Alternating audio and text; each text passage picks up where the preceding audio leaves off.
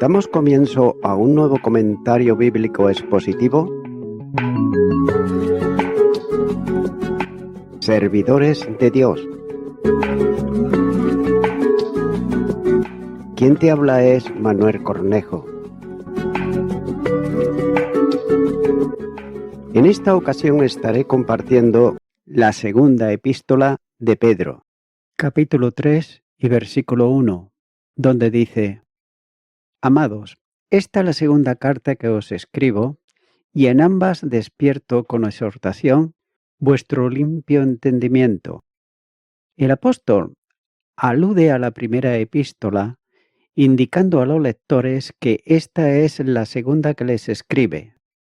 Y nótese que este detalle resulta aparentemente fútil, no tanto para identificar ambos escritos como personales de él, sino con mayor probabilidad para recordarles que lo que sigue el tema sobre la segunda venida de Cristo ya lo trató en la epístola anterior, como se puede apreciar sencillamente en el capítulo 1, versículos 7 al 11, capítulo 4, versículos 5 en adelante. Pero también los trató antes en esta segunda epístola, en el primer capítulo, versículos 12 al 15, y capítulo 2, versículos 3 al 9. Por tanto, el tema tiene una gran importancia para el apóstol al incidir continuamente en él, ya que a los receptores les trata afectuosamente llamándoles amados. Y con este afecto entrañable escribe con el propósito de despertarles, en sentido de traerles a la memoria la enseñanza que de esta doctrina habían recibido ya anteriormente. El texto griego dice que lo hace para estimularles a pensar con sano criterio, y es natural que busque en ellos un sano criterio, porque en el entorno están los falsos maestros que estaban procurando desviar el pensamiento ajustado por la doctrina hacia otro contrariamente a ella, ya que la doctrina de la segunda venida de Jesucristo es de capital importancia, puesto que la vida de especulativa trae como consecuencia la expresión santa de la misma. La seguridad de los creyentes de la Iglesia primitiva en esta verdad les llevaba a utilizar un saludo que Pablo registra en una de sus epístolas, con la forma Maranata. En la primera epístola a los Corintios, capítulo 16 y versículo 22, dice: El que no amare al Señor Jesucristo sea anatema. El Señor viene. Así pues, siendo tan importante esta doctrina, especialmente por las consecuencias que produce en el compromiso de la vida cristiana, como señala, por ejemplo, Romanos capítulo 13, versículo 11, donde dice: Y esto conociendo el tiempo que es ya hora de levantarnos del sueño, porque ahora está más cerca de nosotros nuestra salvación que cuando creímos. Y la primera carta a Timoteo, capítulo 6, versículo 14, dice: Que guardes el mandamiento sin mácula ni reprensión, hasta la aparición de nuestro Señor Jesucristo. Y la segunda carta de Timoteo, capítulo 4, versículo 5, dice: Pero tú sé sobrio en todo, soporta las aflicciones, haz obra de evangelista, cumple tu ministerio. De manera que el diablo, él tratará por todos los medios de desplazarla del pensamiento y de la fe de los creyentes, introduciendo a los falsos maestros que mostrarán su escepticismo sobre ella. Ya que la doctrina es importante, puesto que en todos los libros del Nuevo Testamento hay alguna referencia a esa verdad, revistiendo especial importancia al ser una promesa personal del Señor Jesús, que como tal deberá de cumplirse en el momento que está determinado por Dios. Evangelio de Juan, capítulo 14 y los versículos 1 al 4. Continuará con el versículo 2, donde dice: para que tengáis memoria de las palabras que antes han sido dichas por los santos profetas, y del mandamiento del Señor y Salvador, dado por vuestros apóstoles. Los creyentes deben de tener en mente continuamente el fundamento de la fe cristiana que descansa en Cristo, los profetas y los apóstoles.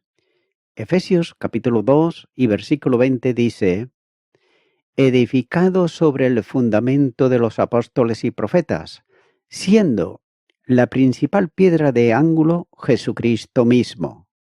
El sentido de profeta aquí debe de aplicarse más bien a los del Antiguo Testamento, ya que es de importancia capital las revelaciones que ellos hicieron en el nombre del Señor, tocando ya la verdad de la segunda venida de Cristo en muchas de las profecías del Antiguo Testamento, en cuyos mensajes Pedro ha centrado la atención de los creyentes en los dos escritos.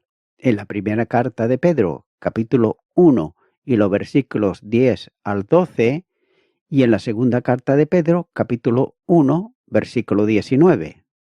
También es interesante notar el pasado del verbo decir, literalmente en tiempo perfecto pasado, que implica una acción consumada plenamente equivalente a han sido dichas, que usa aquí para referirse a las profecías escritas por ellos.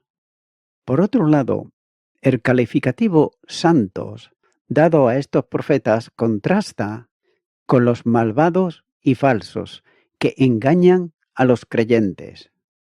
Por tanto, aunque las profecías a las que se está refiriendo fueron dichas en el pasado, tienen plena vigencia en el presente y futuro, puesto que estos hombres hablaron siendo inspirados por el Espíritu Santo. Capítulo 1 y versículo 21. Dios habló por ellos desde los tiempos antiguos. Evangelio de Lucas, capítulo 1 y versículo 70.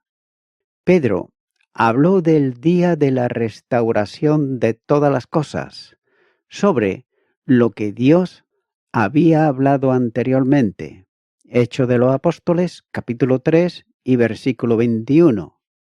En segundo lugar, también debe de estar presente el recuerdo de la enseñanza de los apóstoles que expresaron el mandamiento de nuestro Señor y Salvador, ya que nada hay en los escritos apostólicos que no sea el desarrollo del pensamiento de Jesús, quien, antes de su ascensión, mandó a los discípulos que enseñasen a los creyentes todas las cosas que había mandado. Evangelio de Mateo, capítulo 28 y versículo 20. De otro modo, la doctrina no tiene origen en los apóstoles, sino en el Señor. Y es que por esa razón Pablo, escribiendo a los Corintios, les recuerda, cuando escribe, son mandamientos del Señor. Primera carta a los Corintios, capítulo 14, versículo 37. Las palabras de Jesús en cuanto a enseñanza están al mismo nivel que las profecías del Antiguo Testamento, y estas son recogidas como mandamientos para la Iglesia por los apóstoles. El título Señor y Salvador aparece 4 veces en la epístola, añadiendo en 3 de ellas el nombre Jesucristo.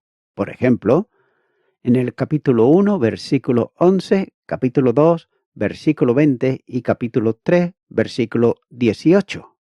En todos los escritos de Pedro, la centralidad de Cristo es bien evidente. Continúo ahora con el versículo 3, donde dice: sabiendo primero esto, que en los postreros días vendrán burladores, andando según sus propias concupiscencias. Los creyentes ellos debían de saber primeramente o, ante todo, esto, que es el primer problema entre varios, ya que estos son los problemas a los que debían de estar ellos vigilantes y que son propios de los falsos maestros, a quienes aquí llama burladores. Nótese que si era algo conocido para ellos, no les podía tomar por sorpresa, ya que estos vendrán en los últimos días, expresión frecuente en el Nuevo Testamento y que hace referencia al tiempo presente. En el tiempo antiguo corresponde al Antiguo Testamento, mientras que este último periodo en la historia humana comienza con la primera venida de Cristo. Hebreos capítulo 1 y versículo 2. Quienes anuncia el apóstol son burladores, que viven una vida de burla contra la revelación de la verdad de la segunda venida del Señor. Son ellos conocedores de la palabra, pero sin embargo se burlan de ella. La burla, y note esto, no es una forma de crítica burlona de algo, sino un pecado deliberado contra la revelación de Dios. Sin duda, como se ha considerado anteriormente, estaban presentes en el tiempo de la epístola, pero en el futuro vendrán, lo que implica una constancia a través del tiempo. Nótese que los burladores tratan despectivamente una de las verdades de la fe cristiana y manifiestan ese desprecio hacia quien la reveló, que es Dios mismo, confirmada también por el Señor Jesús. Estos burladores son pecaminosos porque viven en sus propias concupiscencias. Estos rebeldes, al despreciar la verdad revelada, ellos viven siguiendo los deseos naturales del hombre, no regenerado, buscando cualquier tipo de placer para que satisfaga sus pasiones. La presencia de esto es una evidencia bíblica sobre los últimos tiempos, como señala, por ejemplo, Mateo capítulo 24, versículos 3 al 5, ya que aprovechan el hecho de que la promesa del regreso de Jesús no se había efectuado para ello, así burlarse de Dios y de su palabra. Continúo ahora con el versículo 4, donde dice, y diciendo, ¿dónde está la promesa del avenimiento? Porque desde el día en que los padres durmieron, todas las cosas permanecen así como desde el principio de la creación. Nótese que Pedro plantea aquí la forma de mofa de los falsos maestros, con el participio presente del verbo diciendo. Los presenta yendo de un lado a otro para hacer una afirmación falsa a quienes los oyen, ya que no se trata de algo ocasional o puntual, sino que la tarea asumida es andar diciendo, de forma continua, la misma mentira. Dicha en forma de mofa, resiste dos graves aspectos. Por ejemplo, el primero, se burlan de lo que Dios ha dicho que sucederá. Y en segundo lugar, su forma de mofarse induce a otro al menosprecio de las profecías. Las dudas se generan mediante una pregunta maliciosa. ¿Dónde está la promesa de su venida? Esto precisa lo que pretendían negar, que era la segunda venida de Cristo. Los cristianos anunciaban en el mensaje que predicaban esta verdad, pero aparentemente no se estaba cumpliendo. Por otro lado, la expresión su venida es amplia en cuanto al contenido, ya que para los cristianos el Señor vendrá a buscar a su iglesia para trasladarla al lugar que prepara para ella. Y técnicamente no es la segunda venida, puesto que Cristo no desciende a la tierra, sino que el encuentro tendrá lugar en el aire, con el Señor que desciende del cielo y los creyentes que ascienden, resucitados los que durmieron en el Señor, intransformados los que estén vivos entonces. Note que esta promesa, en relación con la Iglesia, tiene garantía de cumplimiento. En el Nuevo Testamento, el tema está presente en todos los escritos de Pablo, salvo en la carta a Filemón, pero sin embargo está en Romanos capítulo 8, versículos 17 al 23, primera carta a los Corintios capítulo 11, versículo 26 y Tito capítulo 2, versículo 13. La epístola a los Hebreos también la menciona en Hebreos capítulo 9, versículo 28. Santiago lo hace en su epístola, en Santiago capítulo 5, versículo 7. Pedro está refiriéndose a esto. Juan, en varias citas y de forma especial, en Apocalipsis. Y también Judas, en el versículo 21. Así pues, la Biblia se cierra con la promesa del retorno del Señor.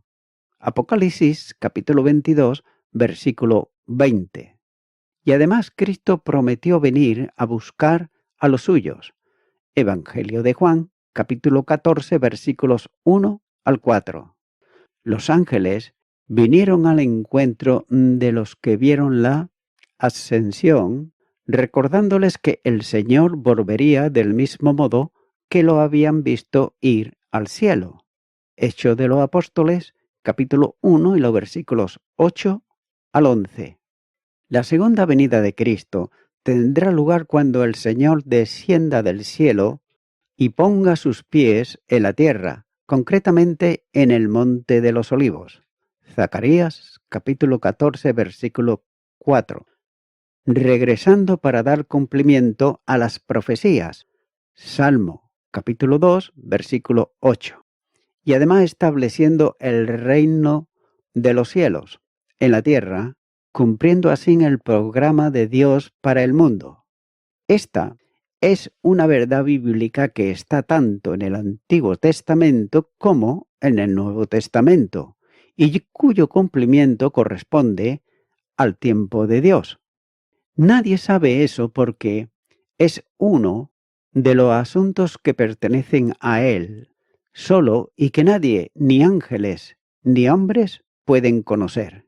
Los detractores de la verdad, junto con sus burlas, añaden el argumento de la duda, remitiendo a los oyentes a una observación sobre el largo tiempo que ha transcurrido desde que los profetas y los apóstoles anunciaron la venida del Señor. Y nótese que ellos se remontan a los padres, usando el término como correspondía al sentido de los judíos, refiriéndose a los patriarcas de quienes salió como descendencia el pueblo de Israel.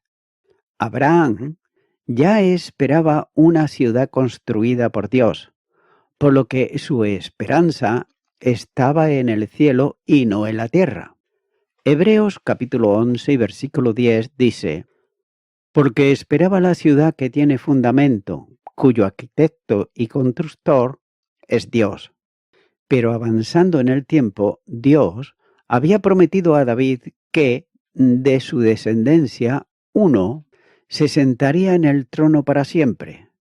El tiempo había pasado y la promesa no se cumplía, de modo que los que generaban la duda apelan a los siglos de esperanza sin cumplimiento de la promesa divina. Continuará con el versículo 5, donde dice: estos ignoran voluntariamente que en el tiempo antiguo fueron hechos por la palabra de Dios los cielos y también la tierra, que proviene del agua y por el agua subsiste. Los apóstatas, en su afán de desacreditar la palabra de Dios, ponen voluntariamente en olvido algo que debían ellos de recordar, al afirmar que todo permanece igual desde que fue creado, y es de juicio divino sobre el mundo por medio de agua del diluvio. Con esta afirmación, ellos pretenden negar la intervención de Dios y el cumplimiento de la promesa de la segunda venida del Señor. Desde el origen, los cielos y la tierra existen por la acción omnipotente del Creador, que los trajo a la existencia.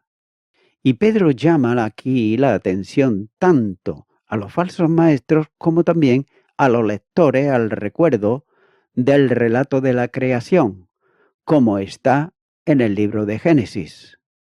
También es notable apreciar que la palabra cielos está en plural, lo que indica claramente el pensamiento hebreo que dividía el cielo en tres niveles o tres cielos. El primero, el atmosférico, el segundo, el estelar, y el tercero, en empíreo, donde se hace manifiesta la presencia de Dios y donde está su trono de gloria. En cuanto a la tierra, Pedro afirma que surgió del agua y subsiste en ella. El relato de la creación lo pone de manifiesto. Dios ordenó la tierra haciendo surgir del agua la parte seca. Como dijo también Dios, júntese las aguas que están debajo de los cielos en un lugar y descúbrase lo seco. Y fue así. Y llamó Dios a lo seco tierra, y a la reunión de las aguas llamó mares. Y vio Dios que era bueno. Génesis capítulo 1 y los versículos 9 al 11. De manera que, como afirma el apóstol, la tierra vino del agua y se mantiene así por medio del agua. No sería posible la existencia de la vida terráquea a no ser por la existencia del agua que lo hace posible. Dios creó la tierra y ordenó el espacio para el mar, como se lee, por ejemplo, cuando dice, cuando ponía el mar su estatu, para que las aguas no traspasen su mandamiento, cuando establecía los fundamentos de la tierra. Proverbios capítulo 8, versículo 29. Sin embargo, no puede tampoco olvidarse en todo esto la acción del Creador, puesto que la existencia de cielo y tierra obedece a su palabra. Está presente en el Omnipotente, sea de Dios, que actúa y produce lo que Él tenía en mente cuando creaba. Pero nótese que, por otro lado, los falsos maestros están procurando encontrar un argumento que descalifique a Dios por el aparente incumplimiento de sus promesas, pero sin embargo ignoran voluntariamente que Dios es soberano y que cuanto quiere hacer sin que nadie lo detenga ni pregunte la razón de sus acciones. Y así cree el cristiano, ya que por la fe entendemos haber sido constituido el universo por la palabra de Dios, de modo que lo que no se ve fue hecho de lo que no se veía. Hebreos capítulo 11 y versículo 3. La fe expresa lo que el intelecto humano percibe, la existencia del Creador. El universo fue constituido y ordenado para ser un cosmos en lugar de un caos. Todo el orden en el cielo y tierra obedece a la autoridad de Dios, surgiendo por su palabra. Y en ese sentido, el sea creacional expresa la plenitud absoluta de la idea concebida en la mente divina que es ejecutada con absoluta precisión. La creación fue un acto soberano que hizo posible cuanto existe, ya que todo surgió de Dios mismo, trayendo a la existencia aquello que antes no existía. La creación incluye tanto la aparición de las cosas como el orden que las gobierna, ya que la tierra ha sido ordenada definitivamente por Dios. Y es que por esa razón forma parte de la fe que los apóstoles predicaron y que los creyentes aceptaron como verdad. Pero estas son negadas y cuestionadas por los falsos maestros, de lo que el apóstol les advierte aquí. Y voy concluyendo con esto. Amigo y amiga oyente, dice la palabra de Dios que ellos ignoran. Y esto está expresando exactamente el estado de ánimo del que habla el apóstol, ya que la ignorancia de los burladores fue elegida por ellos mismos, ya que ellos cerraron los ojos a la verdad de que la ley de continuidad en la que insistían no estaba exenta de excepciones. Pero tengas en cuenta que en estos días también hay muchos que ellos ignoran voluntariamente todo aquello que puede ver, por ejemplo, con la creación de los cielos y de la tierra, la creación de los animales, de las plantas, etc., ya que ellos prefieren creer antes en el hombre que creer en el Creador. Amigo y amiga oyente, no ignores tú a Dios el Creador, no ignores tú al Salvador Jesucristo, que Él vino a dar su vida en la cruz del Calvario y lo hizo para reconciliarte con Dios, para quitar de tu mente todas esas dudas, toda esa ignorancia y llevarte a la verdad que es Cristo Jesús. ¿Qué te parece si oramos ahora y le decimos a Dios? Repite conmigo: Dios eterno, vengo ante ti pidiéndote perdón, porque hasta ahora no he creído en ti. He creído en lo que he oído de los hombres. He creído en una teoría que no me afirma nada, simplemente lo que hace sembrar más dudas en mi mente. Te pido perdón por haber estado alejado de ti y por todos mis pecados, de los cuales ahora me arrepiento. Te abro mi corazón y te acepto como mi Salvador. En tu nombre. Amén.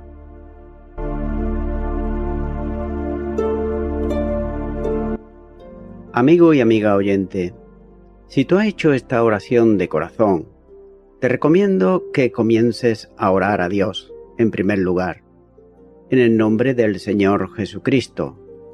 Orar a Dios no es rezar, sino que es hablar con una persona.